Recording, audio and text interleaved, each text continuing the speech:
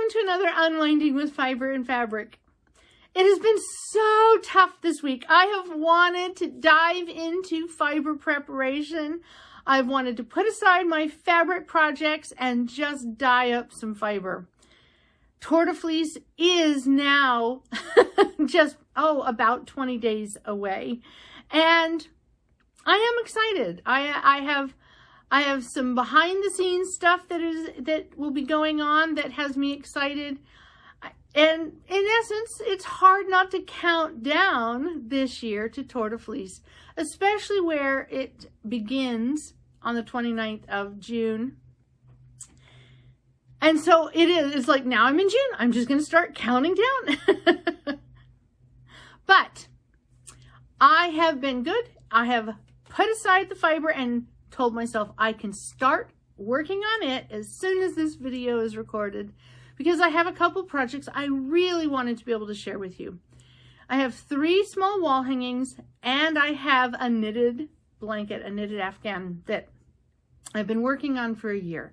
And I wanted to put this video out and share this before diving into what will probably be a heavily fiber content 2 months ahead. Maybe 3, because we have the Olympics coming up after Tortifleece.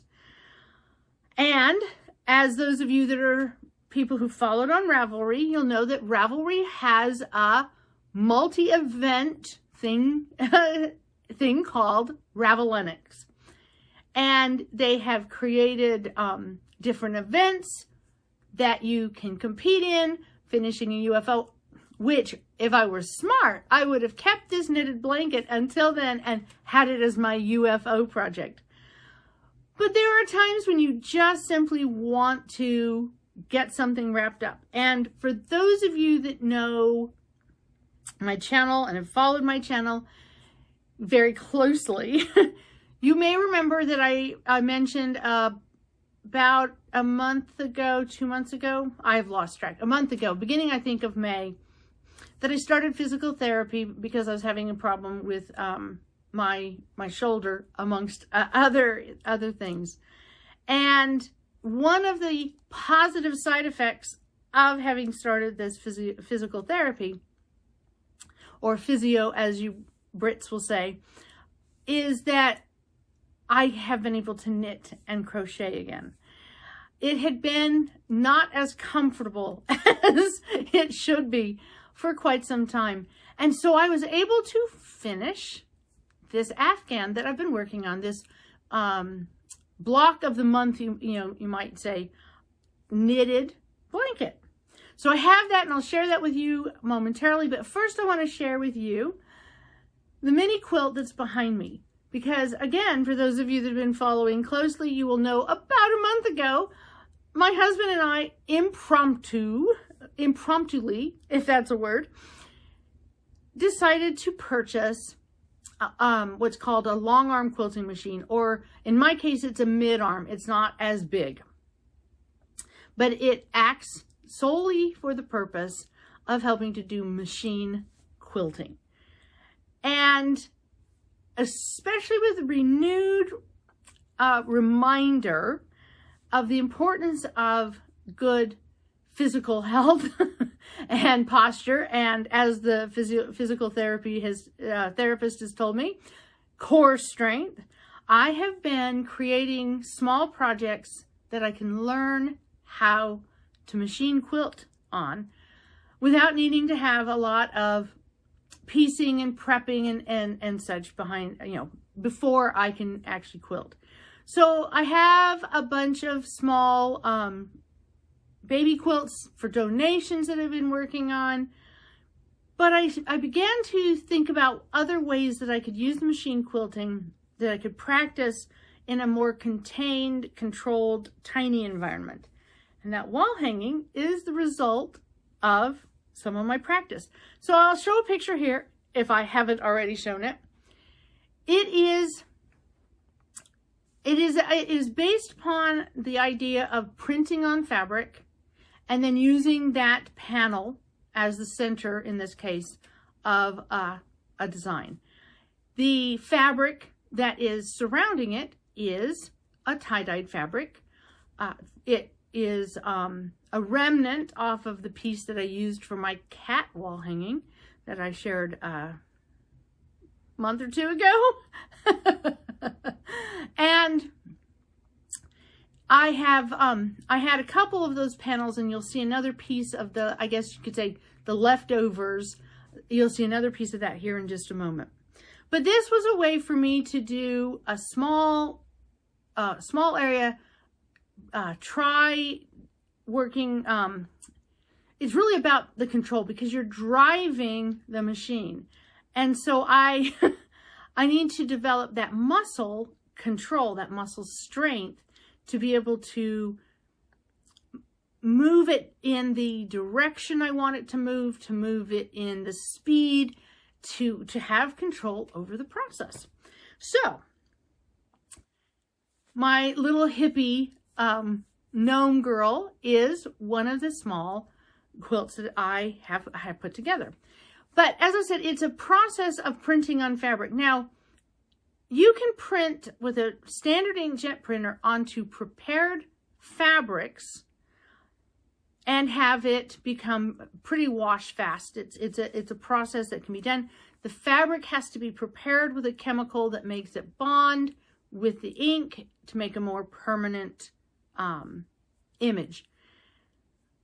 Then you also have what is called sublimation. And many of you will have seen sublimation on a lot of tumblers and such, mugs, and it's a way in which the item has either is made of polyester, or it has a coating of polyester, or I should say a coating of polyurethane, I think. And basically, this specific type of ink gets melted in and bonds permanently with this synthetic base.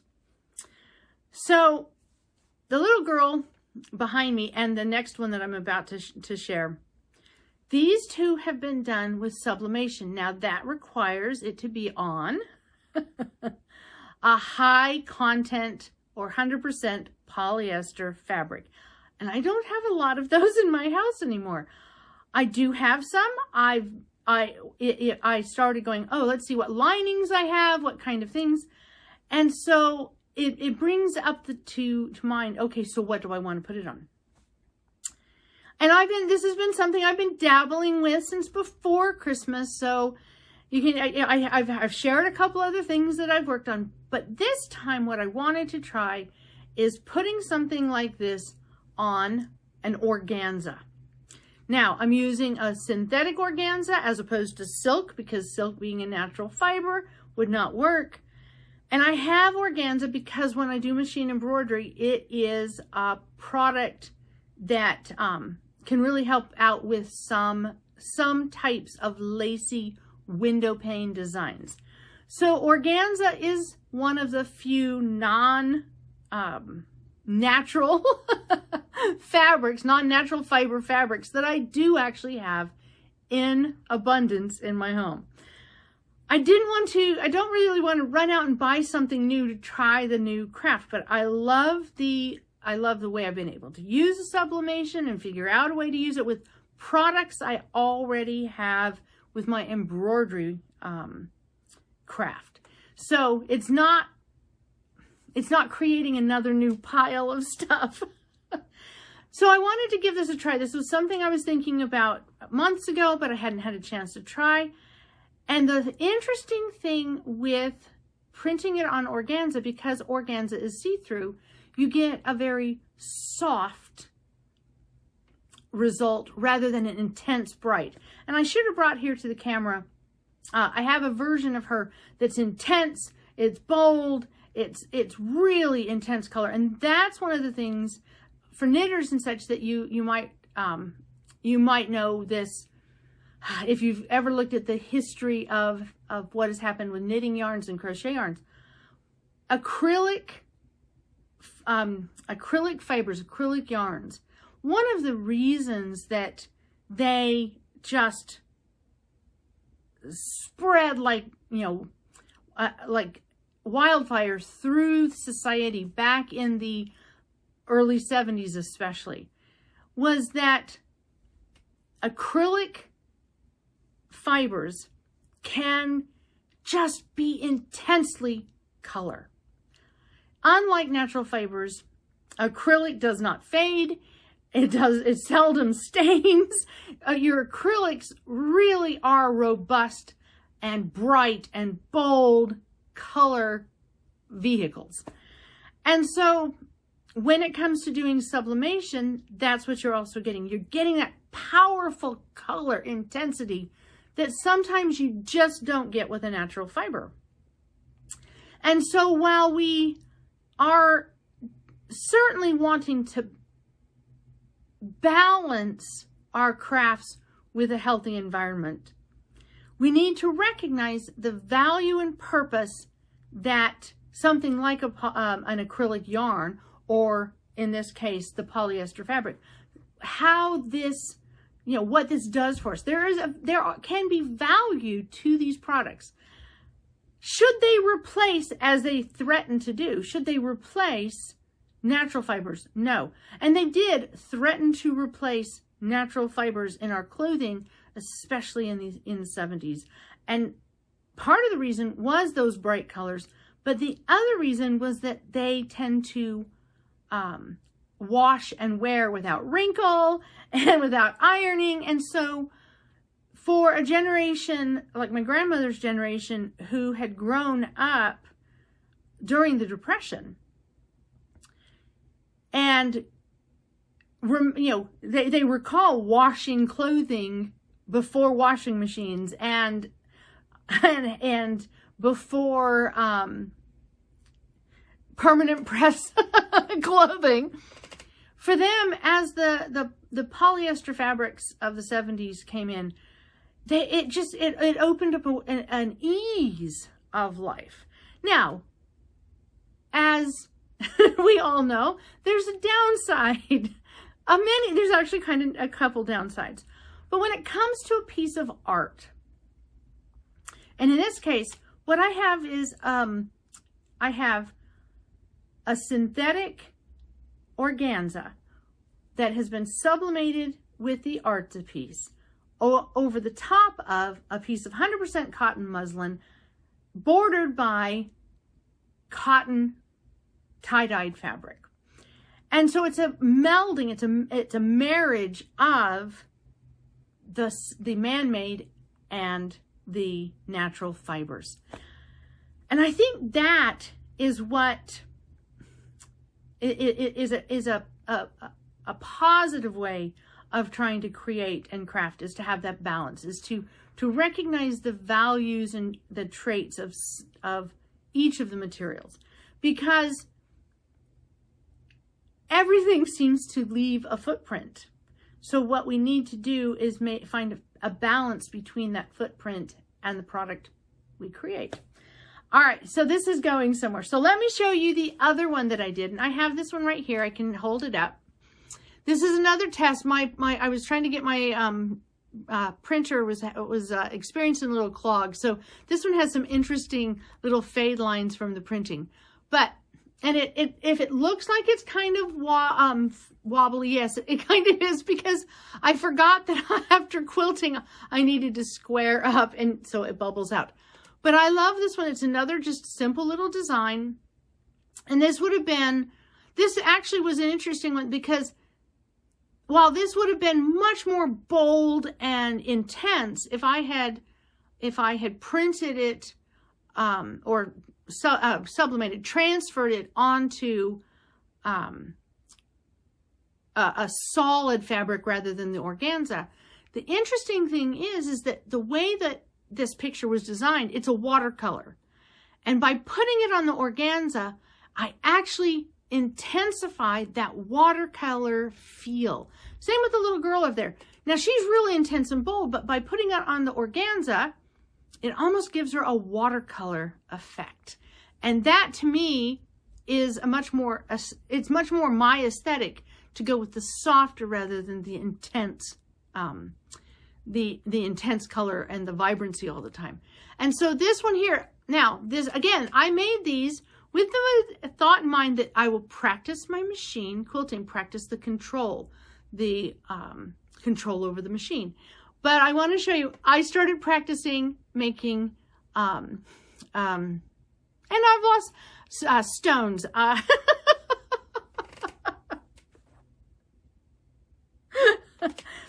Cobblestones, there's the word. Oh my goodness. Okay. I was practicing making things like cobblestones, and I was inspired to try that shape because of the cobblestones in the picture.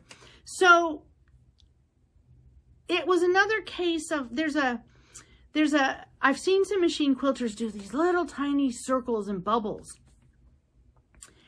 I think even if I get intense motor control and practice, that's just not going to be something that's going to be easy for me to do. There are shapes and concepts and things that other people do really well, and I just kind of have to venture off onto my own and do what works. And for me, I found making cobblestones delightfully fun, and I love the actual quilted look. And rewind, my words are tripping over. Okay. With the machine embroidery that I do, there are ways that you can put these quilting motifs, these quilting designs, into your item with the embroidery machine. Okay, and the world of long arm quilting and embroidery are kind of starting to overlap, because there is a type of quilting of a quilt called edge to edge, where you go from one edge to the other with the same design and back and forth. And it's become very popular. And so because it can be done with the machine embroidery, the computerized long arm machines are also, it's interchangeable. I don't know who came up with it first. It is a machine embroidery technology that the long arm quilters are using, but then the long arm quilters create quilting motifs that I think the machine embroidery people then borrow. So I have had, even though I haven't been doing long arm very long, I have had exposure to a lot of the trends when it comes to the machine quilting, especially in the small scale, for that we can do with our embroidery machines. Okay, so I've seen little bubbles and I've seen little pebbles, and I love them. But making a round circle, wow, that's hard. Do you know what's not hard? Cobblestones. That was a really easy thing for my brain to get around and my muscles to do. So I don't know if I'll ever get little bubbles and circles, but I definitely had fun making cobblestones. So that's another one of my little quilts ready to go that I wanted to share. But I have a big one, and as I said, I was going to show another bit of that tie-dye. It is June, and in honor of June being Pride Month, because June is Pride Month, I was inspired to create something. It's so reminiscent of the art that I did in grade school that I actually have decided to call this coloring book quilt, because it reminds me of the type of art that I did when I was in grade school, but it also reminds me of the way coloring books have art for kids. And so this is 100% coloring book type quilting. It is applique, and I'll reveal here in a minute, it is applique, but it is done with an aesthetic of coloring book. So here we go. There. I'm sure I'm showing it to you. And now I'll put it down, and I'll put a little picture here. This is my rainbow inspired scene. Because Again, I knew that June was coming up. It is Pride Month. I wanted to do something rainbow. I wanted to do something that when I see it, I see June. And this was this was something I sat down and actually planned out on the computer. It is something that I then completely threw out the map of the pieces that I did. Oh, did I have fun. So let me show you the rainbow.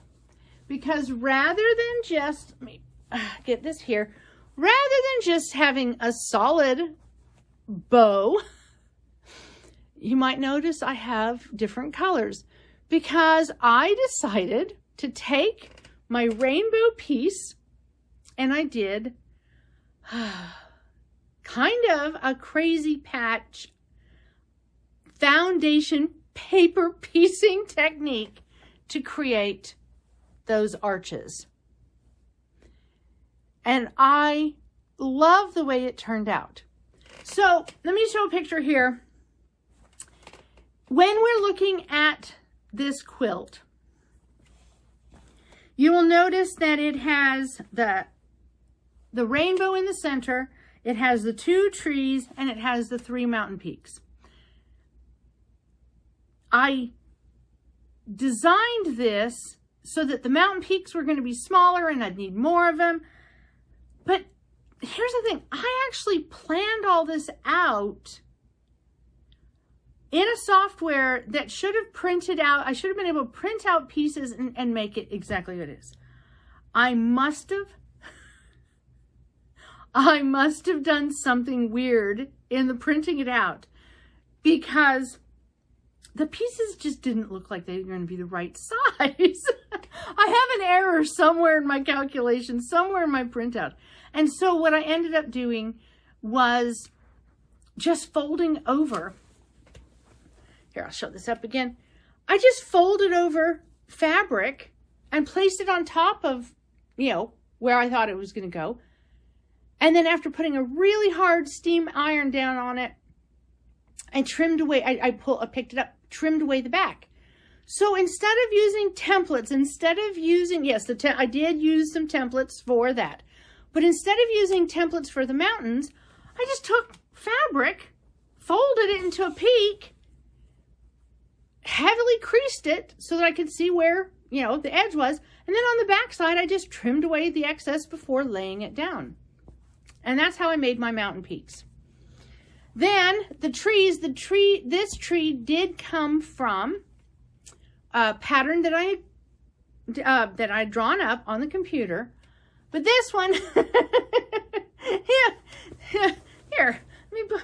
this tree down here, this was I initially was going to have matching side trees. And then I thought, nope, I need a tree just kind of in the forefront. So I just kind of rough cut the shape and voila, I had that. My grass is lots of little flowers that had stripes. And so I put it, it's kind of like when you're just free form drawing, just put things where you want to put them. And this is actually the kind of scene that I used to make all the time when I was little. I didn't do the rainbows as often as I did a sun. I loved having a big, bold sun up in the corner. But this time, going with the rainbow, I decided what I wanted to do is quilt it. All the quilting stitches are done in yellow. And so it may not show up well visually on the camera, but when I look at it, I see a lot of yellow because all the stitching is yellow. To the naked eye, seeing it against the door, against the wall, I see the yellow. And it's like it brings out the sunshine without the presence of the sun in the picture. But talk about perfect leftover fabric. Look at that sky. Using that piece of tie-dye ended up being the perfect sky fabric, at least in my opinion. So I wanted to do that quilt in honor of the month, and also in honor of, I think, so I talked about with some of my quilt, in one of my past quilt videos. In fact, it may have been the last one I did before I did a fiber video, a torta-fleece video last week. But I talked about how some symbols in our society get co-opted, get taken on by organizations, sometimes with a very detrimental effect. But here's the thing about the rainbow. It means something positive, regardless of what group of people you belong to. The rainbow is such a positive symbol. And I know there are people who are upset because a certain group has, taken it on as their symbol. I think that when we look at what the rainbow signifies, I don't think we should ever begrudge or disdain anyone for taking that on as their symbol, because it is a sign of hope. It is a sign of light. It is a sign of joy. And we should be working towards having a world in which all of us have the ability to seek those things in our own lives. And that's what it comes down to. Life is hard, and life is unfair, and life does have so much tragedy, so much man-made strife. We are not guaranteed these joys, but we should be guaranteed the right to pursue them. And so for me, the rainbow represents that hope that maybe, just maybe, someday we live in a world in which that light dominates, that hope dominates, that is what we are all aiming towards, rather than trying to snuff out someone else's joy and light and hope. So I wanted to share that, because it is something I do firmly believe, that we should all have the liberty to find joy. And when we deny somebody else the liberty to have joy, I think we end up losing our own. So, all right, there's my trying to skirt around anything overtly political, but still making a point. I do believe that is fundamental.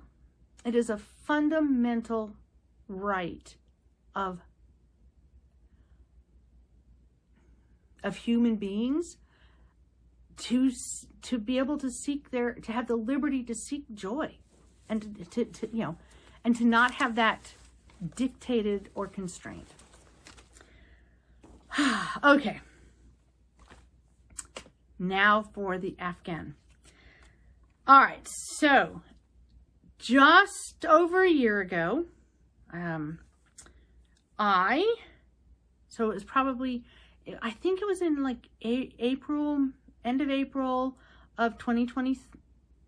Yes, 2023. I started going to my local yarn store and participating in their knitted block of the month.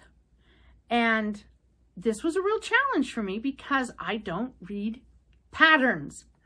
I just don't read patterns. And so, but I wanted to challenge myself. It was a challenge to get out of the home, socialize with others, and I really enjoyed it.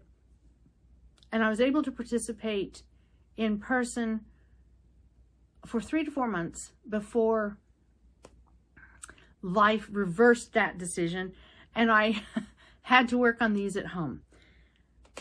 I managed to make, I think, I got caught up on the ones that had already come out for the year, and I managed to make probably 9 of the 12 blocks.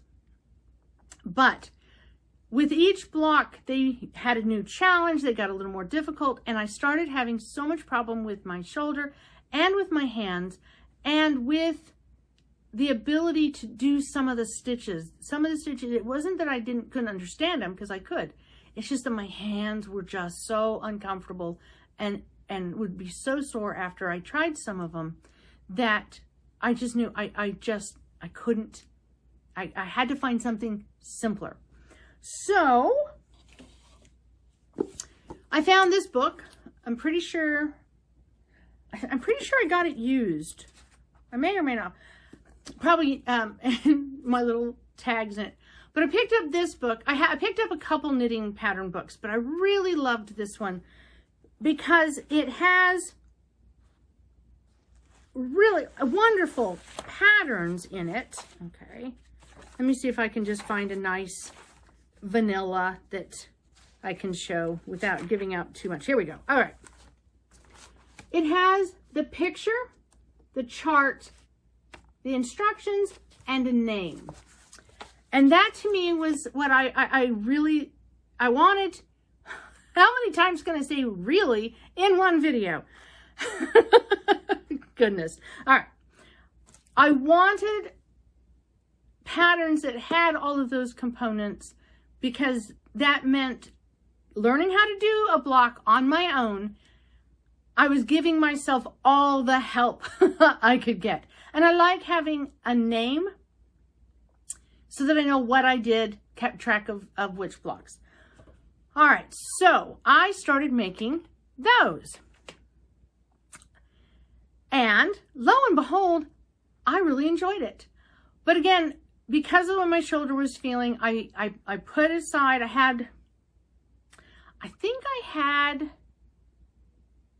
because what I was trying to do is use up all the yarn that I purchased, because the only fee to the participating in the block of the month is that you had to buy the yarn from the yarn store. And I did. And I bought this wonderful, soft, lovely baby alpaca because I wanted something that would be soft on my hands. And I bought it in, and I don't know how well it will show up on the camera, but this is a dark burgundy and a purple and a green. And then I went with a soft green in order to piece together. Now, even before I started making my own squares based on this, I had become aware of the fact that these blocks weren't going to all end up exactly the same size. Not just simply because of my really bad tension, but because they just were going to be a little bit off. So when I was making these, I was like, I've got to piece them together somehow. That'll be a problem for in the future. Fast forward, I had to stop knitting on it because I had another knitting project that I was working on, and my shoulder pain got in the way. And so I stopped working on it when I had 21 of the 25 blocks that my yarn was going to make easily. I had 21 of them done, and I still had yarn enough to make another set. So I made another 4. Or did I make another 3? So maybe I already had 22 because I only have 3 colors. But I had to make, oh, I know what it was. I still had to finish one of the colors, and then I had to make the leftovers. So I ended up with 25 blocks, which was definitely a little different to try to figure out, how big it was going to be, how was I going to connect it together. What I decided to do, though, I started just doing the standard, crocheting the blocks together, and I realized that size difference was going to cause me a little bit of difficulty. So drawing upon my quilting, and pardon all of the ends, I have woven all the ends in, but haven't blocked this yet. And I like to weave my ends in and leave tails until I wet, soak, and then wet block this. I find that just putting a little bit of agitation as I put a soak, it kind of starts to felt the fibers, and it makes them so that they will not, those little ends won't get pulled out. And then I come through and I cut all those off. So it is finished, just not photo finished. But what I did is, calling upon my quilting background, I crocheted strips that were all exactly the same size. I was able to, because I did 5 stitches and then I just did back and all the way down, I was able to get those to where those were exactly the same size. So I made 10 of those, and then I crocheted those onto the block. When that was done, on the long side, okay, then I just came in and did the standard crochet this way. Now, what I did do is I only put a crochet, I only crocheted in kind of every other spot to kind of condense it in just a little tiny bit, but I pinned the blocks together using these. I love these little pins. I'll use them as safety pins. I'll pin the blocks together and I ease together the excess so that 2 not the same size blocks did come together. And then, as you can see, I did a single crochet, and then I did in the US it's called a half double, a half double. So I did a combination of a US single crochet and a half double on the edge. But that is my little Afghan. Now, baby alpaca is lusciously soft and terribly expensive. And I was finishing this up and I told my husband, I said, you know, I have made an extremely expensive tiny lap robe of a blanket. and I was like, what was I thinking? And then I draped this over my legs and I discovered how it kept because it's been very warm these last couple of days, and I had the fan on to keep the air moving, and it keeps the air off my feet, but my feet were still cool and comfortable. So one of the things I have an issue with is I really don't like having air touching. It can handle my forearms most of the time, but the rest of me gets a little hypersensitive to breezes. And so I usually, even in the hottest climates, I usually have to have something covering my feet. The exception being, of course, during the middle of the night when that one foot has to get stuck out of the covers in order to change your body temperature. But at times I really do struggle having a breeze hitting my feet. Funny, I walk around barefoot all the time. My feet are constantly exposed to everything, but a breeze on them is just a little too much. So I spread this Afghan out over my legs and my feet, and it was wonderful. So while it is impractical because it can't be thrown in the wash, it has to be gently handled. Otherwise, it will grow and grow and grow. The crocheting will help hold in some of the alpaca's tendency to grow. Oh my goodness. While it is the most impractical, it is so well worth it, because I will enjoy having this on my lap this summer. Now, you may notice I have all of these little tags because I want to take a photo of each of the blocks and then write its name down. And if I get that done, I will put a collection of that on my Instagram, maybe even over in Ravelry if I have just a huge amount of energy. But I want to get a photograph of each of the blocks and keep track of its name, the name of the block for the future, because some of them I really enjoy doing. So keep an eye out. If you are on Facebook, Instagram, or on Ravelry, keep an eye out sometime in the next few weeks. I'm hoping to have that up and it'll be there to view. But I think I will go ahead and wrap this up. I will also, when I actually take a photograph of this after it's washed, I will be sure to post that as well. So keep an lookout. And if I can remember, I will try to put it in the comments on YouTube, in the community comment area on YouTube, so I can share it there. But let's just go ahead and wrap up. It was, in my mind, it was going to be a very short podcast this time. But I know my brain is elsewhere. It is ready to dive into the fibers of Tortofleece. So the next time you see me in an unwinding with fiber and fabric, you will be seeing a very Tortofleece prep.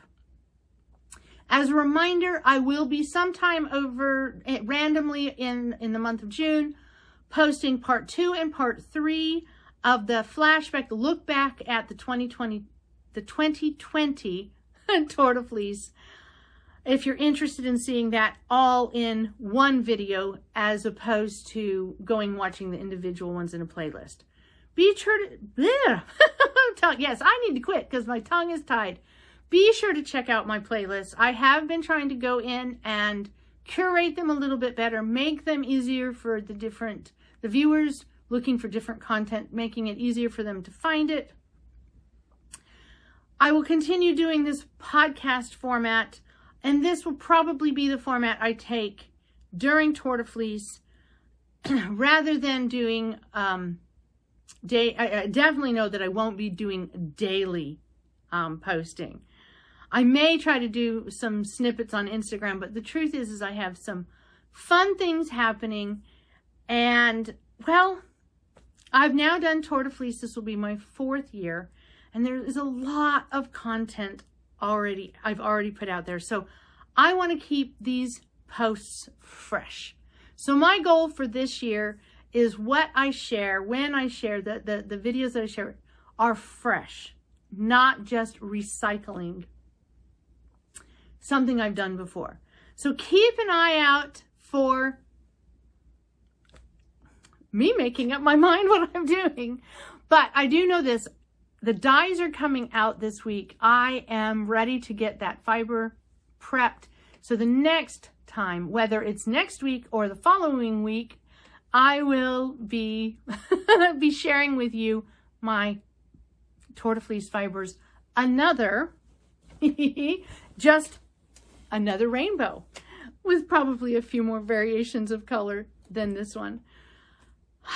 So, all right, final picture. Here we have it. I hope you enjoyed this unwinding with fiber and fabric. Until the next time, happy crafting.